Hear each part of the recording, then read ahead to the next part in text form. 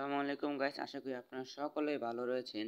তো আজকে আমরা চলে এসেছি অনুশীলনী 1.2 এর 15 নম্বর অঙ্কটি করতে। তো এখানে আমাদের 15 নম্বর বলা হয়েছে 56,728 জন থেকে কতজন সৈন্য সরিয়ে রাখলে বা কাদের সাথে কমপক্ষে কতজন সৈন্য যোগ দিলে সৈন্যদলকে বর্গাকারে সাজানো যাবে। অর্থাৎ গাইস আমাদের এখানে 56,728 জনের সাথে কতজন সৈন্য সরিয়ে রাখলে এবং তাদের সাথে কতজন সৈন্য যোগ করলে সৈন্যদলটি বর্গাকারে সাজানো যাবে। অর্থাৎ গাইস এটার এই সংখ্যাটা বর্গমূলে আসবে। তো আমাদের এখানে আমরা লিখে নিলাম 15 নম্বর সমাধান। এখানে 56,728 এটার আমরা প্রথমে বের করব হচ্ছে আমাদের সংখ্যা কতজন বাদ দিলে। অর্থাৎ গাইস আমাদের এই অঙ্কটি দুটো পার্টে করব। তো এখানে পার্ট 1 হচ্ছে আজকে করে দিচ্ছি। তো এখানে হচ্ছে আমাদের সংখ্যাটিকে জোড়াতে নিয়ে নিলাম। এখানে আমার 28 একটি জোড়া, 67 একটি জোড়া, 5 হচ্ছে একলা। তো এখানে 5-এর পূর্ববর্তী বর্গ সংখ্যা হচ্ছে 4, তো এখানে 4 লিখে নিলাম এবং 4-এর বর্গমূল হচ্ছে 2, তো এখানে 2 লিখে নিলাম।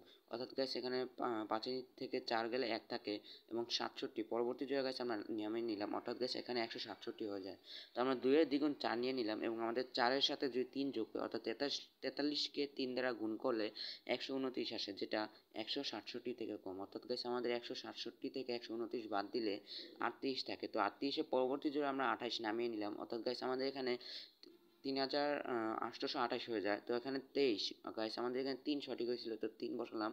তো এখানে 23-এর ডাবল 46 এবং 46-এর সাথে 8 যোগ করলে 468 এবং 468কে 8 দ্বারা গুণ করলে 3,744 হয়। অর্থাৎ গাইস আমাদের এখানে 8 সংখ্যাটি সঠিক। তো এখানে 8 বসিয়ে দিলাম। অর্থাৎ গাইস আমাদের এখানে 84 থাকে। তো এখানে আমাদের এই সংখ্যাটি 84 থেকে পরে কোনো সংখ্যা নেই। অর্থাৎ গাইস আমাদের এখানে এতটুকুই অঙ্ক। তো এখানে সুতরাং 56,728 সংখ্যাটি ভাগ প্রক্রিয়া করতে গিয়ে ভাগশেষ 84 থাকে। গাইস আমাদের এখানে ভাগ প্রক্রিয়া করতে গিয়ে ভাগশেষ 84 থাকে।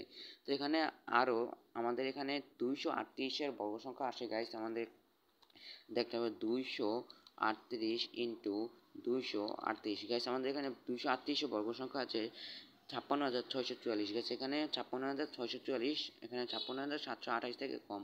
অর্থাৎ গাইস আমাদের এখানে 56,644, এখানে 56,728 থেকে 56,644 বাদ দিব, অর্থাৎ গাইস 84 আসে।